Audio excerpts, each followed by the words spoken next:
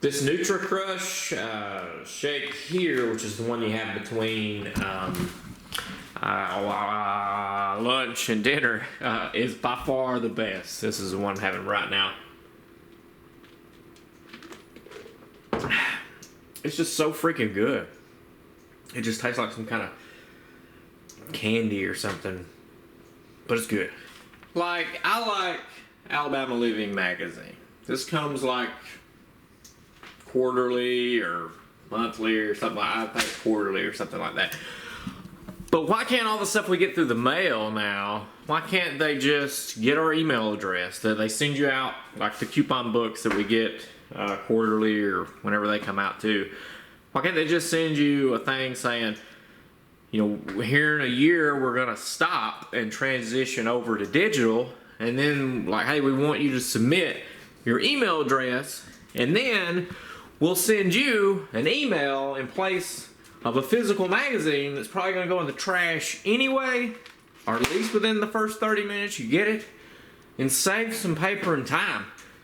Because you could just do that, and with a push of a button, everybody would have it right then. I was just walking around checking all the traps that the Cooks guys set out, and looky, looky, looky, it's little grass spiders.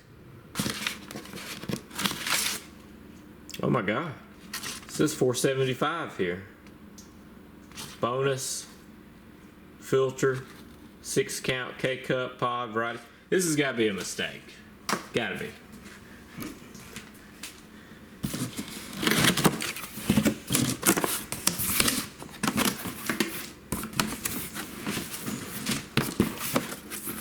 Stay open.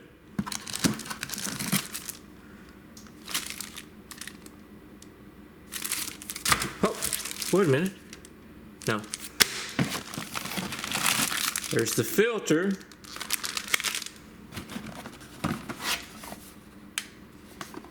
Here's your 6-count K-cups. Alright, so here is the reveal. Wow. Looks pretty good, I think.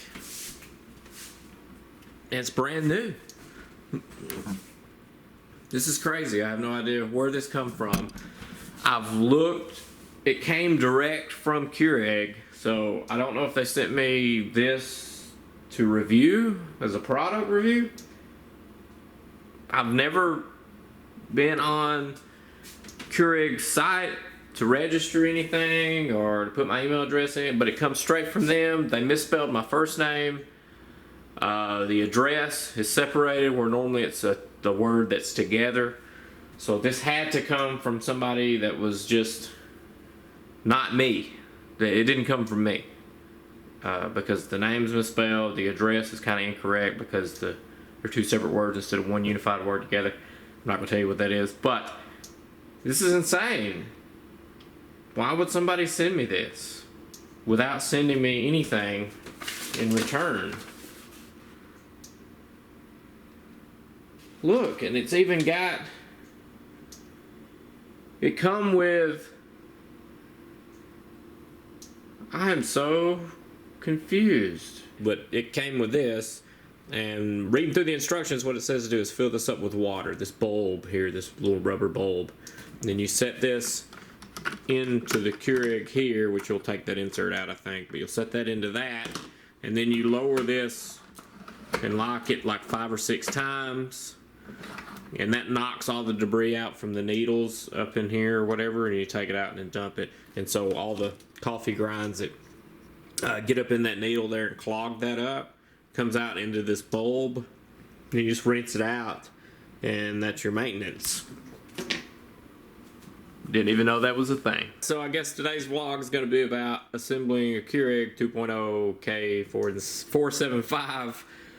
It comes with a filter kit, so here on the end you'll notice that you can set, you're supposed to replace the filter every 2 months. It says here that you've installed it the 5th, you can change it and it'll automatically go 2 months later to July. So May to July, 2 months, replace your filter. So after you soak the filter for 5 minutes and then you rinse it off for 60 seconds, and you put the thing down in there and it snaps right over, I don't think you can see, right down over where the water goes into the unit from. And while we're talking about coffee, this mug is extremely special. It's handmade by this guy right there, Ron Free.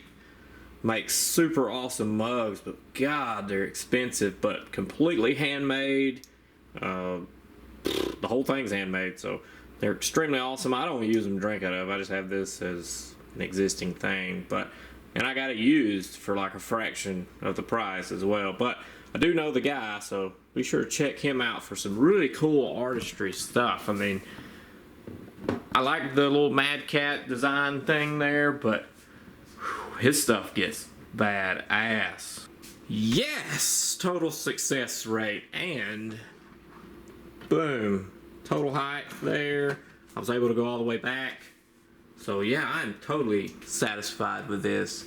And I guess there's a lot of junk over there, but white is okay. Like I'm more or less like a black guy. Not really a white guy, but I like black things. Like that, the old one. But the white kind of works, I guess. But let's just see how well it makes a cup of coffee. Got the filter in there. I'm going to fill it up, and the cool thing I like about this is like I can have a measuring thing and pour water in there, but the front of it just lifts up and will allow me to do that. Well, sort of. I guess I'd have to pull this out some, but yeah, I can fill this up without having to take this whole thing off, but it is easy to remove, but just a little convenient, which was different from this one. You always have to take it off.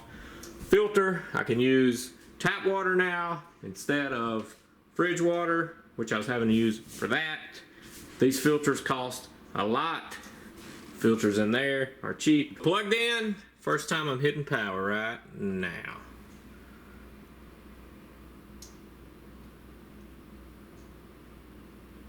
Already done that. Here is the sample pack of stuff that it comes with, a bunch of different stuff. But see this Green Mountain? That's Keurig. Keurig / Green Mountain, same thing. Alright, what they've done with the 2.0, you may not know.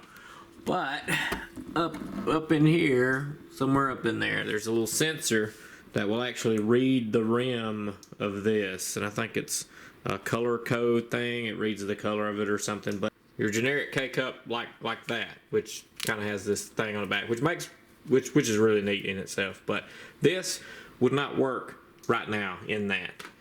And you need the 2.0 rim.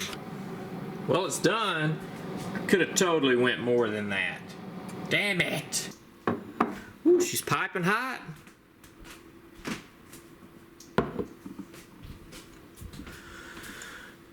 Alright, so the big thing, splatter, to me. Let's check it out. Splatter, this is off the very first cup of coffee. You can see that. So basically you're going to have to wipe this thing down because it's white after every use.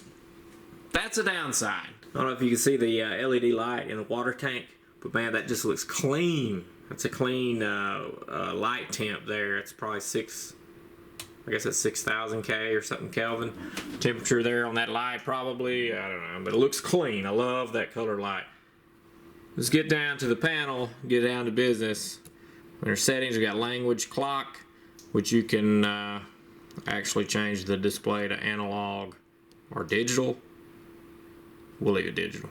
And you can auto on off. Preferred brew settings, you can go through there and select your preferred brew settings. I think up to 6 settings there, and you got the carafe #1 there. You can change the settings of that. Wallpaper. We've got 4 pages of wallpapers.